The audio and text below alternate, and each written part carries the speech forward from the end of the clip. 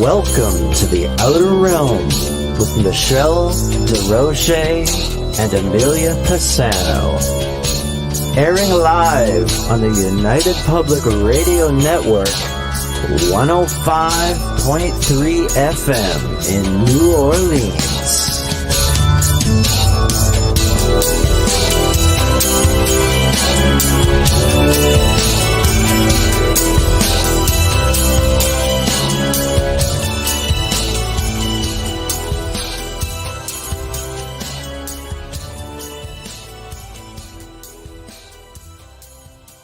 All right, everybody, it's time for you to get out and nominate your favorite podcasts. There's an amazing show I want you to consider for the People's Choice Podcast Awards. The Outer Realm in the category of Best Female Hosted Podcast. The Outer Realm is a very popular show hosted by Michelle Desrochers and Amelia Pisano, which boasts millions of listeners each week who are well known for and have been complimented on their very laid-back, roundtable style of interviewing. Together, this dynamic duo brings you the best of the best with guests from around the world who are well-versed within their respective fields of ufology, paranormal, esoteric, and other areas of high strangeness, and more. So go to podcastawards.com to nominate The Outer Realm in the category Best Female Hosted Podcast. That's podcastawards.com, and please take a moment and do it now. All right, everybody, it's time for you to get out and nominate your favorite podcast. Yes, it is that time of year again. There's a show I want you to consider for the People's Choice Podcast Awards, UFO Undercover, in the category of entertainment. UFO Undercover brings you some of the most revealing and current research that is being done with respect to alien abductions and contact. Host Joe Montaldo has been an abduction researcher for over 35 years and is uniquely qualified to bring you live interviews with some of the most well-known researchers in ufology. Go to podcastawards.com to nominate UFO Undercover in the category of entertainment. That's podcastawards.com, and please take a moment and get out and vote now. Good evening, everyone. Welcome to the Thursday night segment of The Outer Realm. We are broadcasting live on the United Public Radio Network, UFO Paranormal Radio Network 105.3 and 107.7 from the beautiful city of New Orleans. The Outer Realm is fully sponsored by the amazing people over at Folgers Coffee who have been a part of our journey since the very beginning. So thank you, Folgers. We appreciate you. Wouldn't be the same without you. Big thank you also to Dr. Snick, the sonic surgeon, a.k.a. Justin Snicker, who is, of course, the voice and the music of our intro that you just heard. He's an award-winning composer of Halloween horror, sci-fi, and dark wave electronic music, which can be found on all of your favorite streaming platforms. And, of course, I think most popular, Amazon, iTunes, Spotify, you name it. Also, big thank you to Steve McGinnis, the artist behind the banners and logos here at the show. Big thank you to him. Check him out on Facebook and Instagram. Loads of horror genre stuff, and also will do amazing commission pieces. So please seek him out. So tonight, Amelia and I welcome back one of our personal favorite guests. And of course, he's our friend, our producer, and the owner of United Public Radio. And this would be the mighty Joe Montaldo. And we're going to be discussing, anything UFO, as always, whistleblowers, reverse back engineering, ET races, and more. Maybe we can throw in, a few other exciting things and see what he's willing to share with us. So here he is. Hello. Wait. I thought we were talking about Wayne and I was getting a cabin in the woods in North Alaska. Are you going to go find UFOs out there? Oh my God! Yeah? I thought that's what. Well, I don't know. See, Wayne, they just throw you in left field like that. Just get out there and sink or swim. Just bring one back. Bring one back. Well, I'm sure. Honestly, I'm sure there's a lot of UFOs in Alaska, just like there is in Canada and other places. I had a guy write to me about a week ago saying, we know there's no aliens. I'm like, why? He said, because no one's ever seen any in Canada. I'm like, wait, what? What? I was like, so I wrote him back and said, are you sure? I said, I'm pretty sure I've heard of some stuff in Canada. No, Joe, nothing's ever happened. We never even seen UFOs up here. So I started laughing. I call BS on that. I said, I would do a Maybe for search them. for you. I said, but this is so elementary.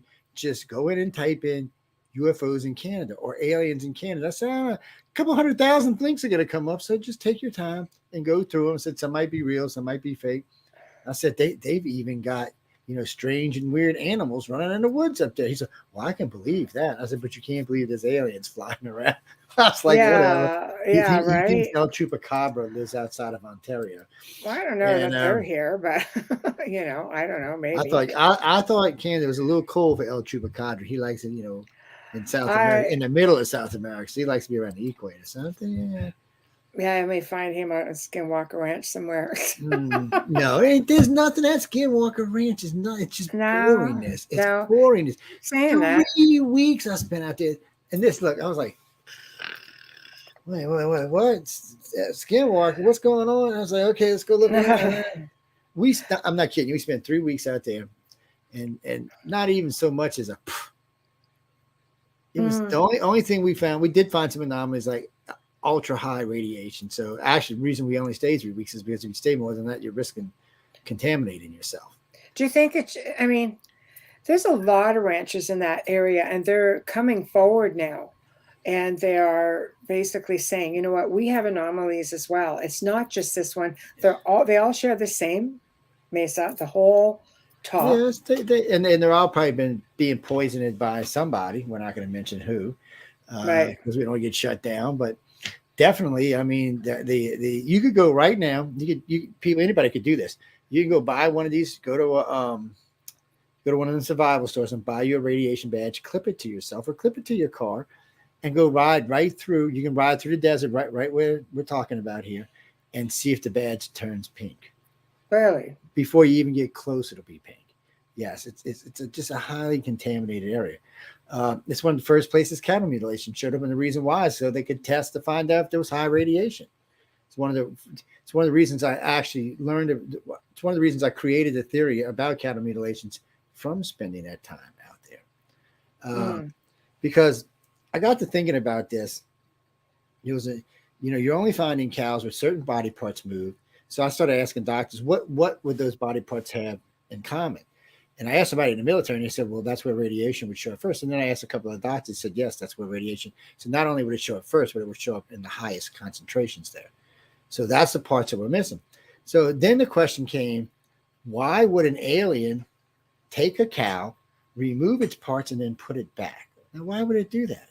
Because no one's ever actually seen one being mutilated. So that means they're taking them. Why? So, but they put them back. So then, and this was a sheer accident. I'm talking to a rancher, and he goes, well, thank God they put it back. At least now I can get my $7,500. And I just looked at him. So then I said, so these other ranchers, are their cows? He said, everybody who has any real cows are insured, Joe. He said, these are expensive animals. He said, a coyote could take them out. A wolf could take them. He said, a mountain lion might get one. He said, we keep them insured for those reasons. And he said this cow was dead. Does it cover like alien? No, it doesn't have to. Because all it's covered is it just covered the cow died, and they don't know what killed the cow. They don't know if the parts were taken before or after, so they have to pay out the policy. It's very slick. And so they've paid out lots of these policies. I've even talked to a couple of insurance companies. They said they have no choice. They have to pay out the policy. They can't say it was aliens, can they? Well, we're not going to pay out the policy because it was alien abduction. No, they can't go there. Do you think it's alien abduction? No, I think it's Uncle Sam abduction. I don't think the aliens would do it. They wouldn't need to. Thinking from the aliens' point of view, why would they remove the body parts when they could just scan them? They wouldn't even need to pick up the cow. They could just scan the whole cow and get all the information they need, just like they do with us. Right. So it's not the aliens unless they have a delicacy. These things are a delicacy and they just want to eat them. But still, why would they leave the cow? Why not just dispose of the cow somewhere or disintegrate the cow so you never knew they were there? I mean, they're really good about, not leaving evidence behind. So that you could say they were there, but there's usually no evidence to corroborate it. So in this case, there still isn't. And by the majority of cattle mutilations, and I know Linda Moulton hates when I say this, there are skid marks found, like from a helicopter. So, and she goes, well, they couldn't have done the blood. I said, we've been having vacuum pumps since the 60s, actually since the 50s. We could suck anything. We can suck a cow dry in about 3 minutes. Just hook it up. It's empty. It's not. We've had lasers since the 60s. Now, granted, they were about the size of this desk I'm sitting at, but we still had them. But why would, so it's just easier for us to go in and take them, check them. And you can tell because there's other really odd things. Like there's no cattle mutilations really east of the Mississippi River. And there are cattle east of the Mississippi River. There's a lot in Louisiana. There's a lot in Mississippi. There's a lot in Georgia and Florida. But for some reason, they're not being mutilated because there was very little testing done east of the Mississippi River. Almost all of it, not all of it, but almost all of it was done west of the Mississippi River. And it was done in Nevada, Colorado, Arizona, New Mexico, and parts of California. And that's where the cattle mutilations are happening now. Okay, here's a good point, Bubbles, if you want to get that. Get it, Bubbles. Oh, now you're way too low. What the hell you do, Bubbles? Bubbles. Bubble. I can't hear you. This is crazy. It's one extreme to the next. Do you want me to get this one or do? Just go ahead. Okay. Wayne says, my thoughts on the animal mutilations. I think it's all part of instilling fear into the population by hinting that it might be something unworldly behind it. Well, I would think about that. I really would. But in the very beginning, no one knew that it happened. The only reason that anyone ever found out is some UFO guy by accident ran across a case of this, but it had been going on like 2 decades before that. The government was just doing this. And unfortunately for the government, it came up, but everybody thinks it's alien anyway. So it's a cover story for the government. It's an excellent cover story for the government. You can't answer a better one. Okay, but why? It's aliens. I don't understand. Why would they want them? Because it's easy. They need to test for radiation. They were blowing up nuclear weapons, over 100 of them in that area. We have no idea how contaminated the water is, the food is, none of that. There's no monitoring stations anywhere in those 5 states except by Roswell to monitor radiation. And it is found all over the place. So by monitoring the cattle, they know if it's getting into the food. So they can stop it. So if a rancher tests positive, then they can go in and say it was mad cow disease or something and take the whole ranch out. And you ever notice the mad cow disease only happens west of the Mississippi River? So it seems like they're using it anytime they find a heavy contamination because some of those areas are going to be contaminated. There's nothing they can do about it. They didn't know the outcome of when come on, they shoved in some places, they shoved 5 nukes in one hole. Just one after another, cracking all the way down. So this is what Wayne is saying. Was it up in this area? Is that why radiation readings are so high? Well, you know what? I have heard about testing in Canada. I've also heard about testing in northern Mexico, but you'd have to go through one of the military things to find out for sure. Right. I know in those 5 states they were done because these are 5 states they've talked about, what happened, how a lot of the tests that were done there. They even talked about the types of bombs that were used, but they kind of cut it short when they got to Canada or when they got to Mexico. And no, John, Mexico didn't have nukes themselves, but they allowed the U.S. to test in areas. We were paying them, I imagine. Is that Joe's magic? I was going to say that's actually Pal at Talk. R7 links, and I'm like, where is that? That's actually Pal Talk. I haven't even opened the messenger yet. That's Pal Talk. A friend of mine asked me if I'd start using it again, so I said, "Yeah, I'll give it a try." So the only reason I don't like it is they can jump on the mic, and it might actually come through on here. I don't know how that works. I don't know if they get on. I don't know if they get on the chat. If they get on the mic on the chat and Pal Talk, if it'll come through on here. Because I don't know what kind of audio this computer's got. I've not really used it for anything but doing shows. Please attempt that only during Joe Montaldo's shows, not this actual episode with the Outer Realm. Thank you. They don't have to do that for my show. You could do that on Friday nights with Joe. Friday nights could be dangerous, so I'm just saying, be careful. Yeah, you go right ahead and jump on that microphone. Just don't do it now. My Emily girl might come out and ninja kick your ass, so y'all better That's be careful. okay. As long as it's not on here. Oh, wait, I got 2 Emilys on Friday night now. Oh, see, there'd be double kicking ass going on. Double trouble. Are they aliens? No. They're from Canada. They might be aliens. I think most Canadians are aliens. One of them is. One of them is. Okay, so the closest cattle mutilation report is Missouri. That's pretty close. That's almost on the. That's all. Wait, that's what is it? 2 states out, huh? What's above them? North Dakota, South Dakota. What's Is above that like almost in the middle of us? Well, no. Now there has been cattle reports in Wyoming, which border y'all. Yeah, that And I have heard. I've also heard of them in Idaho too, but just not that many. Yeah, but that's central. That's mid central to Well, west. there's nothing above that, right? Isn't that like just wilderness above Wyoming? No, Joe. There's provinces above there. There's cities well, no, that's not right what I at the mean. border. That's not what I mean. Like Wyoming, the big state Wyoming only has 500,000 people in it. Oh, I didn't know that. I didn't know that. I mean, I thought you were referring to the provinces here. No. So I was thinking if it's right above, I doubt they got that big of a population. So we don't have cattle mutilations in Canada, basically. Well, then y'all shouldn't have. For sure? Well, y'all really shouldn't That's have. I'm asking. Technically, y'all shouldn't have because y'all have never tested a nuke. As far as anybody knows, the Canadians have never tested a nuke. As far as anybody knows. Now, I'm not saying the U.S. did not go up there and test nukes in y'all's big open wide country. Yeah, this is not going to be testing any nukes here. We have enough trouble. I'm just thinking. I would not rule out that some rich politician up there said, "Oh yeah, give us some money and you can come bury some nukes on the ground." That's not something I would rule out. I wouldn't. If I was a Canadian, I would not rule that out. Our politicians down here are no good bastards. Should I be just like hold on in private mode? I found it. Okay. I found it, and it's incredible that Joe mentioned Wyoming being up there because Alberta farmers were puzzled. It's September 28th, not since 1995 in Saskatoon, a series of cattle mutilations near St. Paul, Alberta, has farmers in the area scared and skeptical, and it went all the way across Alberta and Saskatoon. So that would be about where Wyoming is.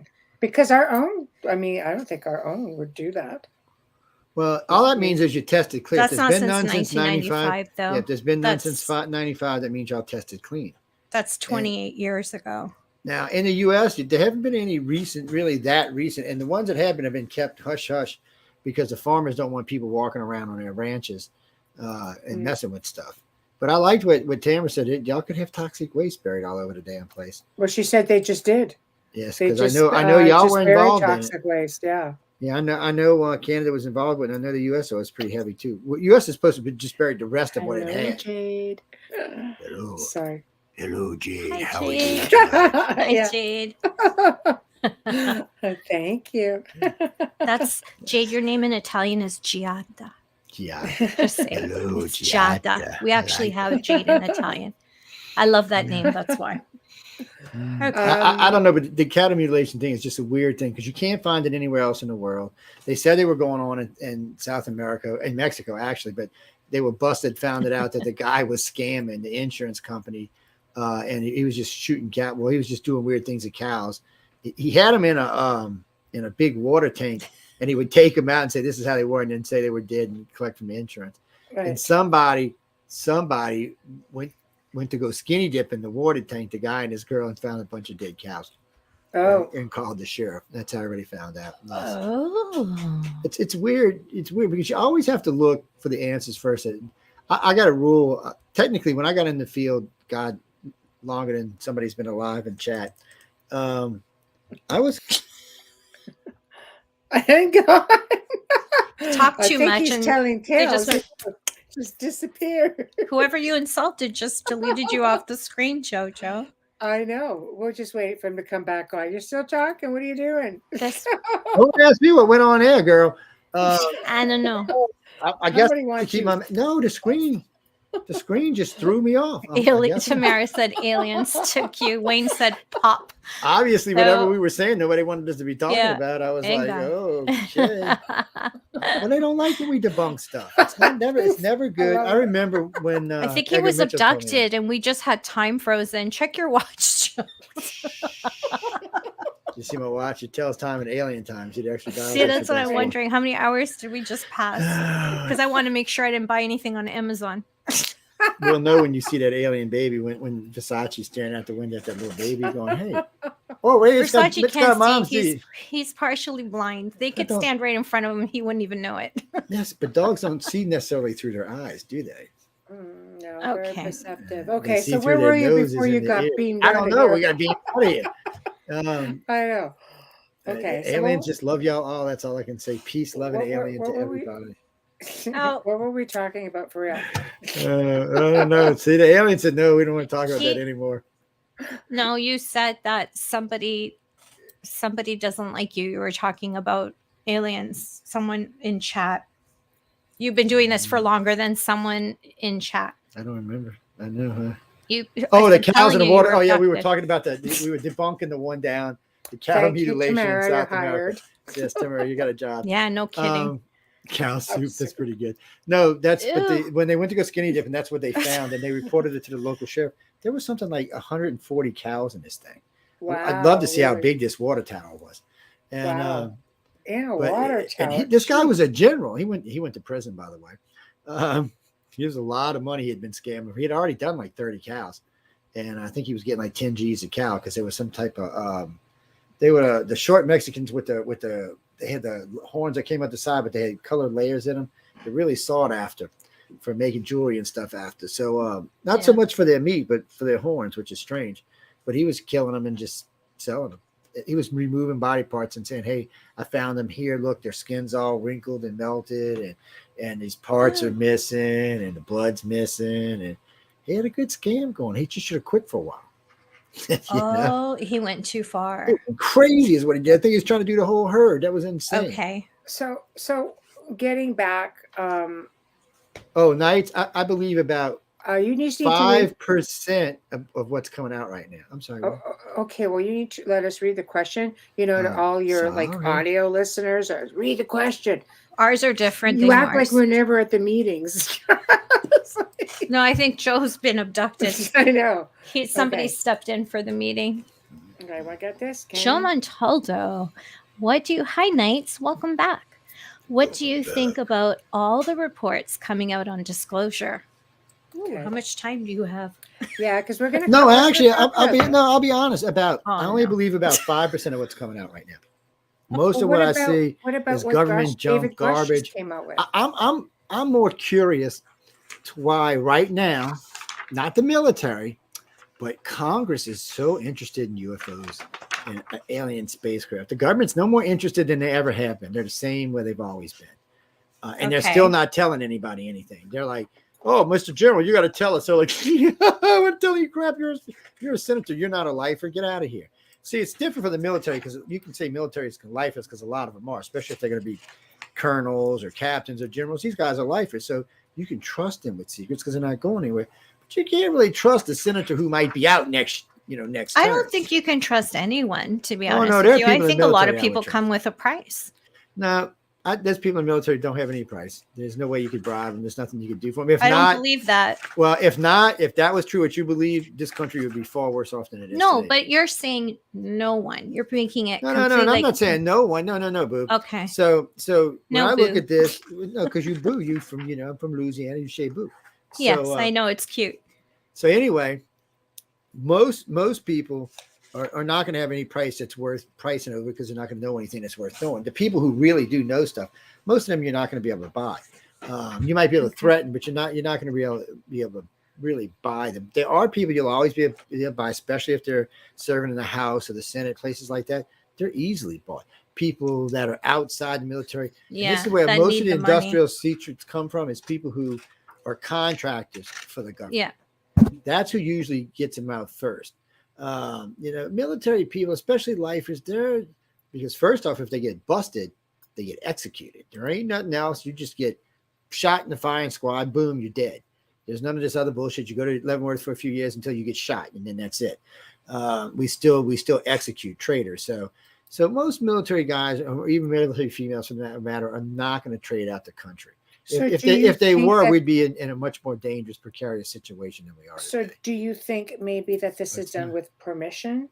Because we have two really good comments here that would make some sense. Well, to go back to what the Amelia knowledge, was so we just don't saying, get first mad. off, some people are approachable, so you always have to keep that in the back of your head.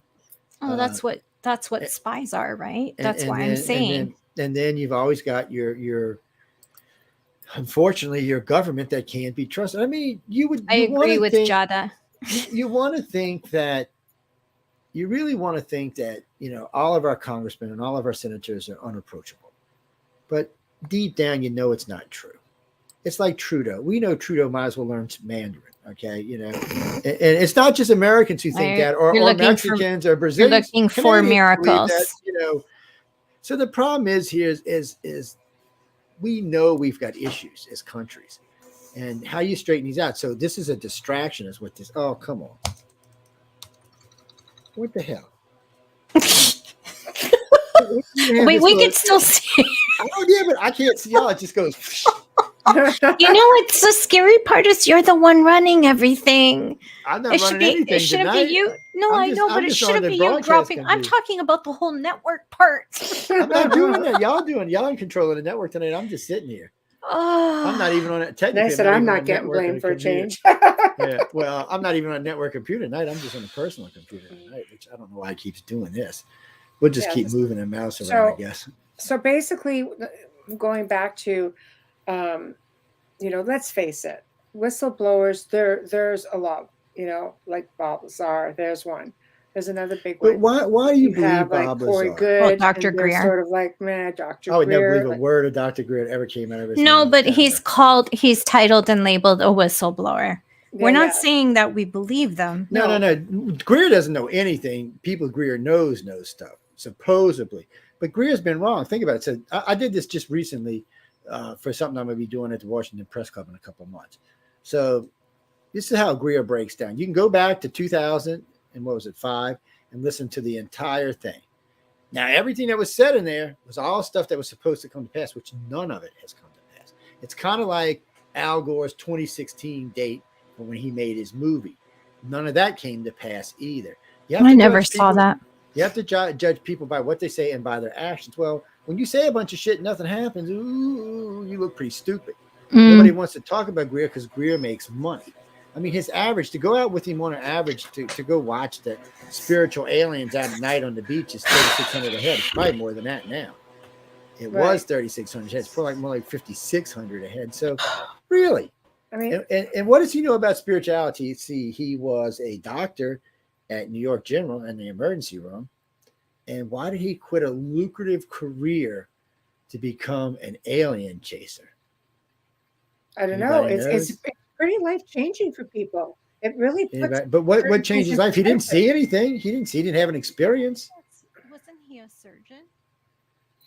I don't know. They go back and forth on it, but most people say that he was asked to leave New York Hospital. Emergency room doctor. That's what he was. Emergency room doctor, not a surgeon. Most of the stuff you find out there about him, when people that know him say he was asked to leave. That's why. I don't know because my opinion. I don't believe everything he says. I don't. You shouldn't believe anything he says because nothing he said's come to pass yet. I just said I don't believe everything. But I mean, if anything he would have said for he's been in this for 20 years now. He's not wrong about JFK though. Actually, it's 18 years, but JFK has nothing to do with him. JFK no, but he's not wrong about that whole theory with JFK and Marilyn Monroe. He's not wrong. His theory though. He's just reciting about a dozen other people. That's not. I understand your point. There's a lot of people out there who are theorists. Yeah, I understand your other point. People he makes about $150,000 to $250,000 a year off of ufology. That's really? Bull. No, that's truth. No, not you. No, it's bull that he can do that. I'm not saying you. He's taking advantage of everybody in the field, and he's not really giving anything back in return. He's getting a bunch of bullshit back, but nothing he has said has come to pass. I liked Stephen in the beginning. I really did. We worked with him. We had meetings with him. We did shows with him, and then I started realizing as time went on, I started hearing about he wants you to come out on this retreat. It's $5,000 a head. I was just going to say he wants you to come out to this beach. It's $36 a head, and he would never take less than 12 people. You do the math. Man's making 40, 50 grand a trip to the beach. So do you remember the Russian scientists we talked about who were doing this in the 80s? Yes, they were doing CE5s at certain military bases to bring ET to them. Wow. And then why would ET come to you? I mean, if you're not a contactee, why would they come to you? They're not. They're going to be like, who are you? They have no interest in you. Okay, but these people that go to these CE5 experiences and pay for, have these experiences and pay for the event are saying they've had experiences. Yes, of course they are. You pay $5,000. No, he's not. He's not creating them. And I've been He's to a not couple the only of them. one out there doing these events. So, No, I know. So when you he's pay almost that like a kind of snake money, oil when salesman. you pay that kind of money, you're going to pretty much have an experience no matter what. Even if you force yourself to have the experience, you're still going to have the experience some way. But first off, the experiences aren't in common. They're rarely the same experiences, but they're having the same place in the same beach with the same aliens. You see, that's iffy skiffy right off the bat. There's always going to be a tie into every alien, whatever it is. If the Greys take people or visit people in a particular way, in a particular manner, we've got way more contactees now to know that they do things in an order, and they're not going to change that. They're not going to change it for Steven. They're not going to change it for anybody. They're going to do things the way they want to do it. Okay. And why you have to ask yourself, why would a Grey, let's be honest, want to have any kind of spiritual event with a human? Can anybody listen to this show? And I know there's at least 2-3 million people listening. Anybody listening to this show, can you give me one credible reason why the Grey would want to have a spiritual thing with the humans? I'm putting my hand up. Go ahead, speak, woman. I'm like a speak. student. Because Me, me, we're me, me. freaking Speak, exceptional. woman. Some of No, us. we're not exceptional. Some of us. We're not I'm for them. okay. Are you trying? Okay, think of this theory. All right. Now, this is not my opinion. If you're listening, watching, please, this is not We opinion. love you, This is just Amelia. something Don't I'm worry. throwing out Just there. spit it out there, baby. Do you think that perhaps Dr. Greer is working with someone who can lab something out there as an experience? Well, Maybe they're not Grace. Maybe they're something. they're probably being mill-labbed, but Greer's Greer's got himself in a precarious situation. So Greer can't really bunt up against the government at this point because He's got more lives than done. JT because there's hits on him, and I don't want anything to happen to him. Nothing's gonna but happen to Greer. Greer belongs to the government. He's belonged to the government since day one. that was you my cannot get that many government witnesses to come out for you unless you're connected to the government. That was There's my no other point. way to Thank do you. So Thanks, Joe. So knowing that tells you right off the bat. All right, 56 kind of aliens. Nobody's seen 56 types of aliens. Right now, nobody's seen more than, I think, 6 or 7. Right, and that's a stretch, too. And that's a stretch. Yeah. 100 different type of craft. I can think of 5 right off the bat, and I can think of variations of those 5, but it's still the same craft. Might be bigger, might be smaller. Do you find CE5? Like I ask everybody this. Do you find? Sorry, Okay, you know what? Yeah, that's Sorry not Joe. about I that. like really had enough of you. Sorry about that. Do you think that before we get to Jade's question, do you think CE5 is safe? Do you think people should be doing this? Well, yeah, I think they should do it all the time. Knowing Because what unless you know. I think they should have a ball doing it. I think you should have go out and a lot of fun. I don't think you should pay money for it, by the way. If you're paying money, you're getting ripped off because I anybody don't think you need to. You don't. If you have the ability, I know you want somebody to show you how to do it. But first off, aliens are not going to come to somebody who's not a contactee. And Dr. Greer is not a contactee. So they're not going to come to that. Now, it doesn't say they won't. About that, I'm positive about it. He sure claims he is. He's not. On ships. We've shaked hands. I know for a fact he's not now. So it's not even that. He just doesn't know enough about the Greys to be a contactee. He just doesn't. But there's other races other than Greys. Not visiting a planet. There's only 3 races allowed to visit this planet. That's it. The Greys will take out anybody. Well, 4. They'll take anybody else that comes here out. That's what they're here for. They came here because of stupid reptilians and humans were going ape shit on our planet, making all kind of freaking trouble. So the light being said, you know what? Go get them before they start another freaking intergalactic war. Because they'd all just come out of a big war. So they came here and said, look, they went from the reptilians and the humans doing the majority of contact on this planet to the Greys doing the majority. So now the Greys do about 60% and the other 2 about 20% each. And they came here just to stop these 2 moron groups from starting a big intergalactic spat on our planet, because they were just going to town. Because you had this so you had the Sumerians, which we're talking about in the Rebrew and all this stuff coming here, which we know isn't true. Now we know that Planet X doesn't exist in the way that they say Planet X exists. So science has already proved that can't work. So maybe a spaceship, but not any giant moon. It would have destroyed our planet as it came through. So wow. So we know that's not true. We also know that the Dogon talk about Numuro. Well, they're reptilians. The Sumerians talk about a human type race that was here. But both of these are like next door to the each. But we got to remember what we're talking about here. We're going by age. These 2 were around 6,000 years ago. So the Sirius, so is the race from Sirius. Well, There's a lot of ancient stuff with them. Okay, Sirius are the humans. So you got to remember, this is what people get confused about. The humans have colonies all over the place, just like the Greys do. Hopefully, we didn't lose y'all, but they have colonies all over the place, and each colony is a name, you know. So it's like the Dogon. I mean, it's like the Dog Store or any of the other ones. That's reptilian colonies, but that's not where they're actually from.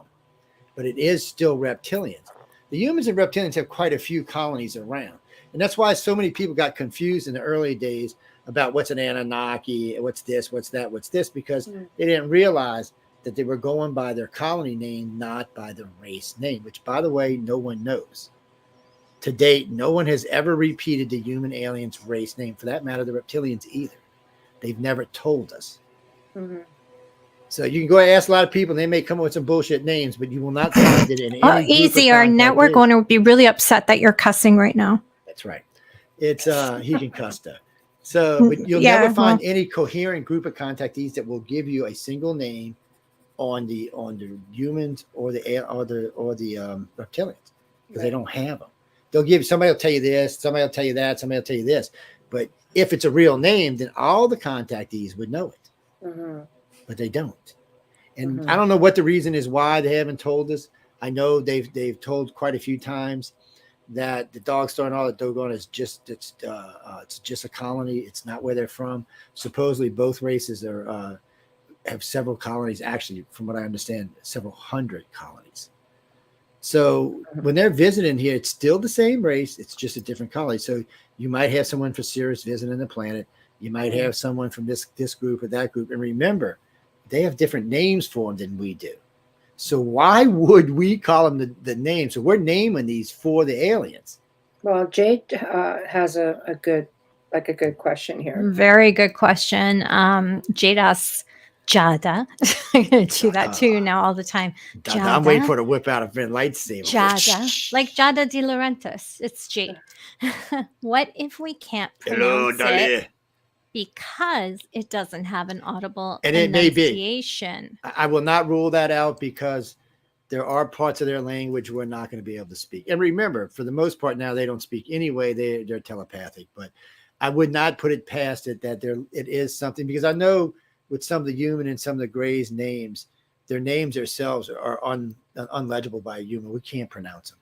We can try to pronounce them. So that's why you hear me sometimes give them shorts, like that's Bob. Well, that's not actually Bob, but that's what we call him. So, but a lot of contactees name their visitors themselves.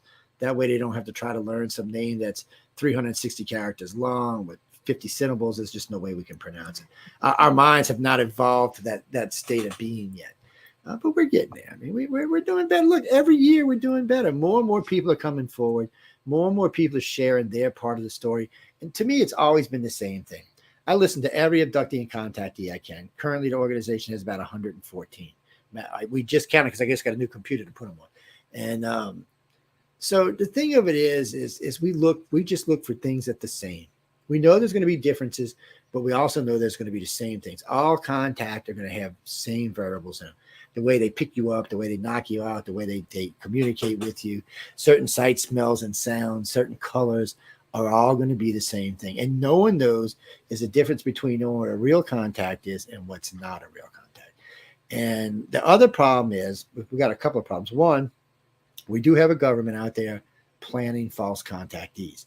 We also have a problem with people, how can I say this politely? People who have had a kind of life where this is actually a better thing than their life. So probably a third of everybody we've ever spoken to date, which is more than 250,000 people, is probably people who had something bad in their life happen and they covered it up with the dream or the illusion of contact. I cannot tell you how many times under regression that some type of abuse came out. And it's a lot of different kinds of abuse, not just one kind, but a lot of different abuses come out. And it's hard because I'm not a psychologist. All I can do is refer them to someone. It's not my job. And there's no covering the memory back up at this point because it's fresh, it's strong, it's streamed. You've lived the emotion because the first time we make you go through the emotion of the contact. So it's there now. It's a wait life a thing. second. Excuse me. You just said we make you. Yes. why I work with ICAR. It's not just me. There's lots of us out there working. Right now, So the is it a biggest good group for idea us then? is India. Well, I warn people all the Hypnosis, time it about messes people apoptosis. up. It does. You know. And as you've seen, if you don't close something, it keeps going. Now it gets less and less and less, but if you don't close it, which is, we didn't do, it leaves an It's kind of opening. like a Ouija board.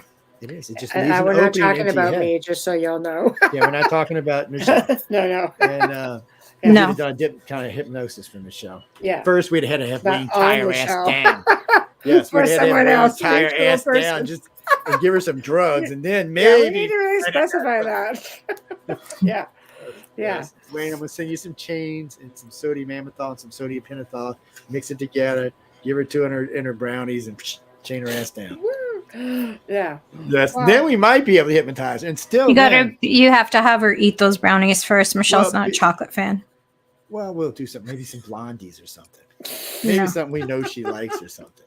No. Maybe Look, ET doesn't want. What do you like to guys. eat, Joe? We'll give it to you. Have you maybe I'm thought a about coon ass. that? I eat anything. Girl. Come on. You eat anything? Yes. Stick it in a frog just leg. stick it I in don't front of me. It'll get eaten. You It's, will too. It's. You don't want to leave anything there. That's right. When you come from where I come from, you'll eat anything. That's just part of life. Download already thing. I no, but seriously, maybe not everybody is meant to remember. You know.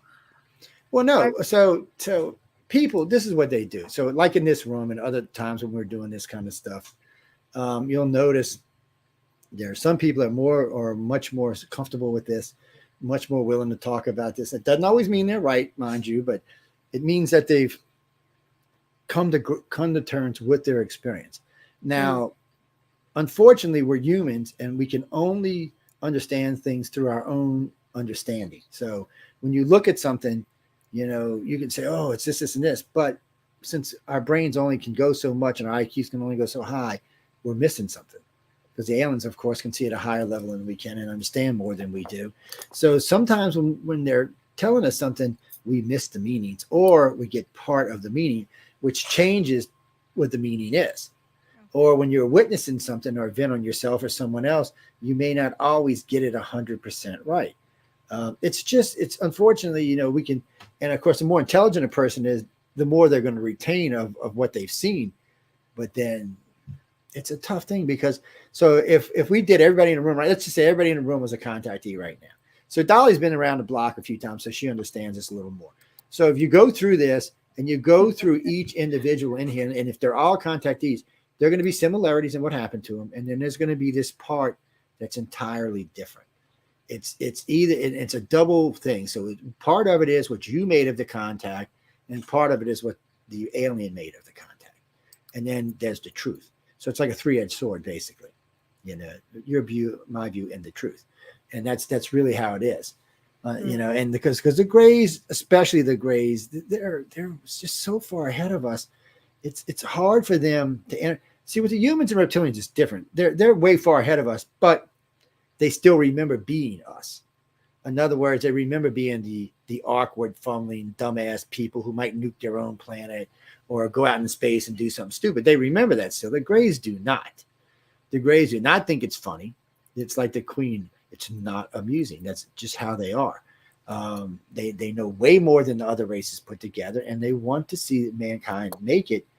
But you know what? If we don't, well, so be it. There's other races to deal with. Would you say that there are more contactees than not on this planet, or less? 15% of the population is contactees. Okay. That's it. There's no more than that. And the reason why is that 15% fits a couple of rules. One, there's a segment of children on the planet right now that seems to be moving at a faster, higher, bigger pace than everybody else, all everybody else's kid, which happens to be around 15%. It's just, and then when you get into the blood types and all, they fall into the 15% range as well. And there's a few other numbers besides that just happen to fall into that range. See, they don't need 8 billion people to save the human race, but 1.5 billion would be nice. That you could start several colonies with that, or you could intermediate them. And I don't even know if they're going to start new colonies with. So they may just stick us on colonies with other aliens. They're not going to leave us. Put it this way: this planet won't be ours forever. We're gonna live here, but eventually they're gonna move part of it. Something's gonna happen to the majority of the race, and there's a lot of different. The Holocaust dream goes a lot of different ways, but something's gonna happen to the majority of people on this planet, and then it's different. Some of the humans will stay here, some of the humans will go off world. Okay. Some of the humans are already off world. That's the real kicker. When you die, they just upload your consciousness and take you off world. So there's no need for a lot of the stuff that people say there's no need for, because simple. When you, at the moment of death, they suck you up, either put you on a disc or put you in a body, and away you go. You may stay in a disc for a long time. You may not. You may find yourself in a new world in a matter of hours or a matter of days. But still, you just don't know. But that's what I'm saying. And before anybody asks, no, they do not ask for permission to do it. And the reason why is, one, they probably don't need to, because whoever they originally started abduction 200,000 years ago probably already gave permission for the family. So you're out. You don't have any rights in this. Your rights have already been given up through your family line. They're going to take you and do what they want. Well, why the word abduction? Why is that such a strong? Why isn't it and we don't use why that. isn't it being? It is an contact. Experiencer. So for people like Dolly and myself and others, it is contact. It's not abduction. But for mainstream anything, it's alien abduction. They don't want to say alien contact because one, it's too comfortable. It is too comfortable. Yeah. And one, it takes away a lot of power from the media. So by saying abduction, it gives the media power. If they say contact, it takes it away from them. Yeah, abduction sounds fearful. Yes, and it gives it to people like us. So that's one of those things. What do you put that abduction word in front of? Is a missing child. My child's been abducted. Yes, and that's true. But this is how I break it down for people now to make it easy. So if you're waking up and you're having these horrible dreams, or you're having these dreams, or you've seen something in your house, but you don't know anything about it, you can consider yourself an abductee, because you don't know what's going on. Once you make first contact, once you open your eyes on board a ship and you realize what's going on, you're now a contactee. Once you start talking about it, you are definitely a contactee. Dolly's not even really a contactee. Dolly's more like a communicator, or there's a couple of other ones. She could be considered a what do they call them?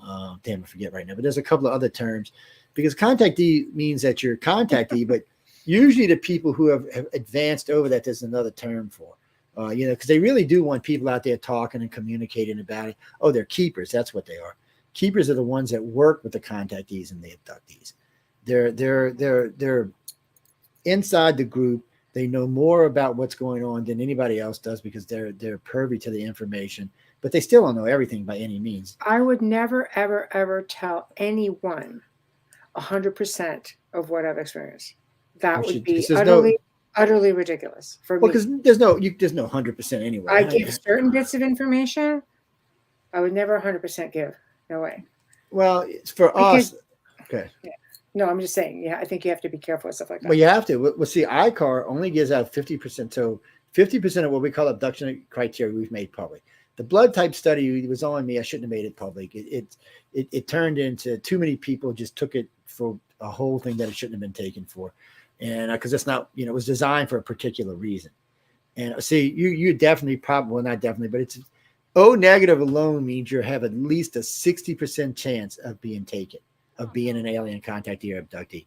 Being RH negative in general really ups your chances. Need to think about that. But before anybody says anything, just because you're not a negative don't mean you can't be taken or won't be. Positives get taken too. It's just, this is the weird part. RH negatives only make up 15% of the world's population. That's it. But they make up 65 to 70% of all contactees and abductees. Figure that one out. But there's still 30% that are positive that are still being taken. But again, it slams it down to about 15 to 20% of the world's population, which means that aliens don't care about the other 80%. They just don't. It's cannon fodder. It's one of them things. So if we're going to survive it, then I disagree with ICAR myself, and I'm one of the damn directors. Do you see what you just said? I get more trouble for giving out. Okay, this is a good point. So in the old days, I used to get in trouble all the time about what's abduction criteria and what's not. You get in trouble for giving it out because it's the only way we know who's lying and who's telling the truth. So when I'm doing an interview, or any of our directors are doing an interview for that matter, they're going through a list in their head. They're going through a list of keywords, and they're looking for certain things that they want to hear this abductee or contactee say. When they hear them, then they know they're on the right path, and it warrants a serious investigation. But when you give out too much criteria or too much abduction information, then people can use it against you, and you end up finding yourself fighting your way through it because, if somebody has 60% of your criteria, then it's easy to lie. That means the researcher has to work 3 times as hard because some dumbass, not mention no names, Joe, gave out too much abduction criteria. So we keep it to 50%. That's the organization rule. We voted on. I got outvoted. So. Okay. Well, we have a question. Oh, before we go, wait, before you do that, I want to say this to anybody, before anybody says anything, we do admit when we make boo-boos, because we have made boo-boos in the past, and we do change things from time to time because we found out we were wrong. As far as I know to date, we are the only organization in any of these fields that actually has even changed anything. Even though other organizations knew they were wrong, they still have not changed it. That's just sad. So before we venture too far away from the topic, then we can go on. Bubbles, can you get that? Yes, I can. Thank you, Terry. Welcome, Terry. Do you think that that's where a lot of missing people have gone then? Well, I'm guessing abduction? So most of the time when they take somebody permanently, they're on their way out, meaning they're dying. And that way they're not really missed. They don't like taking people that's going to be missed because there's a lot of questions get asked. And it also can cause harm inside family members where other abductees may live. So, usually if there's one abductee, there's more. Occasionally you'll find an abductee out on their own because they've just could not figure out how to live with life wherever they were and had to get out on their own to strike it up. Because some families have, families that are supportive and some families don't. I mean, some families, if you walk up, I've had friends and I've seen people get divorced because one said they were being taken by aliens and the other ones didn't. I will tell you a little secret though. So far, every marriage that I've seen now where the 2 people were abductees or contactees, and some of them now are going on 30 years. None of them have ended in divorce. None of them. And they know so much. Well, because first it's 2 reasons. One, they spend time chatting with each other online, and so they learn a lot. But they spend a lot of time on board the ship with each other, so they learned even more. They became very comfortable with each other. They get married. It's like being on board the ship. They're all happy doing their life. And when one gets taken, the other one's there for support. It's a different way of living. It's a much better way of living than the ones where, there's no support.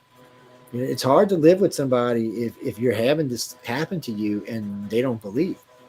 Sometimes it's not just belief, it's fear. It is fear. Sometimes it is fear.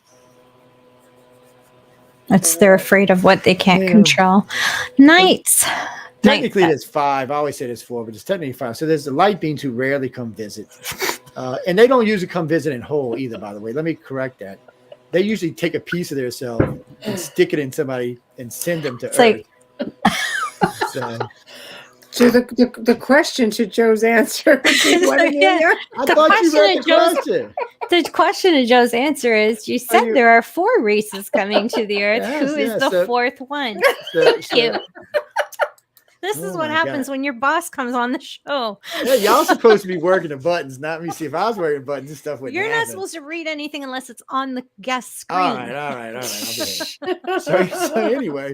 So Instead of the master one. As far as the light beings, they rarely do come to Earth. They usually are part of one of the races that visit.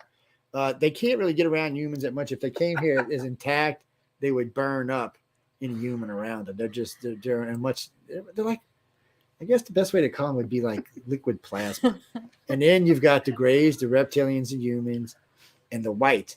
And of course, we can always count the cleanup crew, which is the browns, but they don't come to visit. They just come to clean up. The tall whites. Yeah. The tall whites and then the browns. We have enough evidence for the tall whites. And that's the problem. So we're talking 5 races here that we have evidence for. Where's the other 51 races that we're supposed to have evidence for? And there's none. Now, there is one alien that goes by Khufu or Khufu, whatever his name is. So he does appear from time to time as like a guy who intervenes, like people who are being abducted or people who are being taken by government, like the MILAB. He's been just seen. He's big, tall, kind of weird looking thing. And he just intervenes from time to time. I have no idea if that's true or not. He's called Khufu. Oh no, I'm saying the name wrong. But there's a religion that actually believes in this thing, and then there's a bunch of other people who in the 50s and 60s said they saw him, and he would just show up when somebody was in distress. But he was an alien of some sort. Almost like I can't remember his name though. It's What I think you're talking about Ebens, because this is the thing that's circulating right now. EBEN. no, the one that you talked about yesterday. Yeah, but this started with a K, and he was really big, and it was just one of them, and it'd been on our planet for a very, very, very, very long time.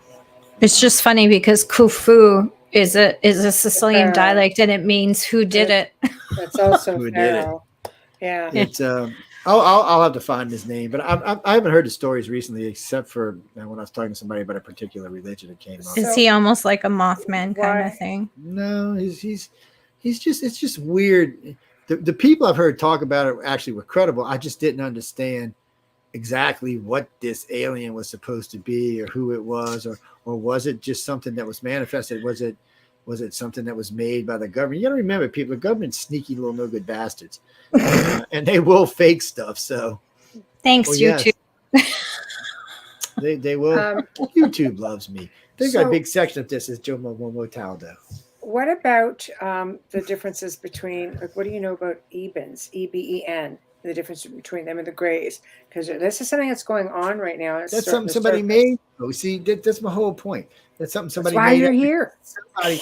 Somebody got bored and needed a way. All right, you got to remember something about ufology. You're only as memorable as your last thing, whatever your great last thing is. So you need to get in the field. You have to make something up to get in the field. If you can't prove something, you got to make something else. The Greys are the Greys. The Greys are very funny. The Greys are very nice and also very mean at the same time. They're just, look, you get in your head, they'll let you in their head, and stuff like that. They'll let you see stuff sometimes. If you go too far, they'll just smack your ass back. But they're pointed in the way they treat us. They have a particular thing they're doing, and they're very, very pointed, and they're very funny about who comes to this planet.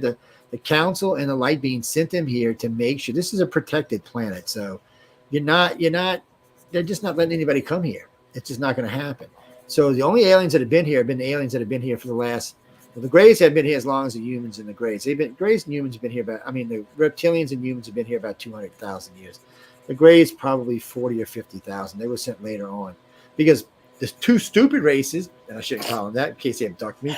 But the stupid humans didn't know the reptilians were here. When the reptilians found out the humans were here, reptilians got upset. So why? Because we're prettier? Yes, no, because they're prettier, they think. And they had these great, huge libraries on this planet. As far as they were concerned, see, the reptilians had a colony here way, way, way, way back when, probably 60, 70 million years ago. When the big rock came, they left for a while. When they came back, they're doing their thing. They seen some weird-looking humans. They're talking to them. And these weird humans that they found the doggone just said, oh, wait, there's some big cities down there you should go check on. So they go find these big, huge cities, reptilian aliens all over, human aliens all over the place. Making slaves, changing things, stealing gold, doing whatever they can. Well, they got hacked off. First thing they did was started stealing the women. They raped the women. They sent the women back. The women had children. No, that's not what I'm laughing at. Yeah. The children were born were different. And they were different in a major way.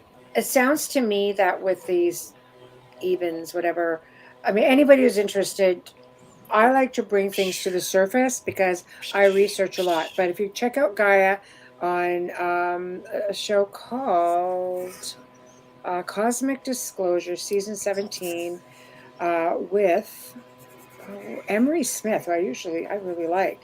But anyway, they're talking about this. So go check it out. I'm only the messenger, but I thought while we're talking about it, bad like putting out disinformation. Shame on you, Michelle. Shame on Michelle. They may have the clip on YouTube on Gaia's channel. Yeah. They actually do have a clip of it. I like to bring things to the surface because I want it straightened out. I want to know if it's misinformation. I want it to be labeled misinformation, and I want to bring it out. We have a lot of listeners who trust the information that they hear over here on the show, and there you have it. So I don't know enough about it. I haven't watched the segment, but I came across it. I and know, I Dolly. thought, We you know got to what? teach I want these to rookies, ask. man. We got to teach these rookies. I know. I want to ask. That's all I'm we got saying. to teach these rookies. I don't know who you calling a rookie. And you got to remember to start off with, and this is probably why the dummies confused. There's not just one grade. First off, none of them are great. I mean, let's just be honest. None of them are great to start off with, just not the actual color of them. Secondly, grades come in 3, 5, 6, 7, and 9 feet. And they come in at least a variety of at least 5 colors that I know of. So, yes, you've probably seen the same alien. You're just thinking, oh, it's a new. No, it's not. It's the same damn Joe's a alien. gray. They're not. I'm telling you now, the grays are they packed it. Allows aliens on this planet is solid. They don't even like the tall whites being here. They tolerate them because they snuck here and they've been here and they're friends with the U.S. government. But that's the only reason they tolerate it. What do you mean the tall whites are friends with the U.S. government? The U.S. government's the one that gave them. They're out at Area 53.